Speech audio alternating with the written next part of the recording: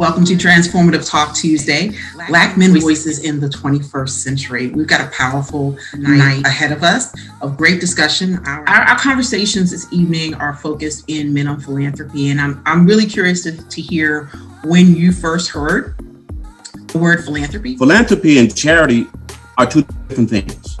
Okay, philanthropy is about investing in the whole human, the general welfare of people. And invest in both your dollars, invest in your time, invest in your money. You may give to your church. I've spent a lot of time, my childhood, in the Boys and Girls Club of America, playing ball and around a lot of older guys who had gone on to make waves in the sports field and come back, and they would, speak with us and hang out with us during the summers. Growing up in Augusta, Georgia, and Atlanta, Georgia, and so forth. So when I got into a position where I could give back, the Boys and Girls Club was the first kind of organization that I was, on board with as far as contributing not only resources but time and mentorship. When you've been blessed, you bless other people.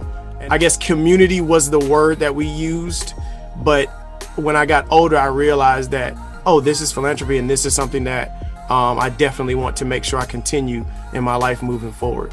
So I knew we were always giving, but I just never knew what philanthropy was, and I didn't really experience philanthropy until actually, when I got into the Master of Public Health program at Morehouse School of Medicine, I received the Janet Blumenthal Scholarship, and that was my first experience receiving philanthropy. But in retrospect, thinking back, I was always giving back. We should all recognize and accept that, a lot of the giving, last year in the wake of George Floyd's killing was, you could call it white guilt or reactionary. It was what it was, and I think now's the time that you see in 2021 that we need to hold these companies accountable. Right? If you say you're going to do these things for our communities, we need to come back and check in. Are you checking off the boxes for things that you promised you would do?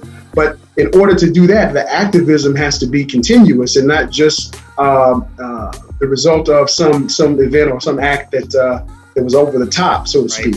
You have a lot of corporations who are looking at the problems in society, whether it's through PAC giving, whether it's through philanthropic giving, and saying, how can we solve this problem? So they're looking both externally at the outward facing issues as well as internally with their own employees, right? How do we retain more Black employees? How do we recruit more Black employees? And then once we recruit and have them in our companies, how do we make sure that we're providing them with the resources to thrive and grow within the organization? It's this idea, or this what's dubbed as like the stylized representation, that we position Black men as lacking, as ineffective, and at the same time, all of some of the traditional male stereotypes about the lack of altruistic behavior, or this expectation of altruistic behavior, it's amplified.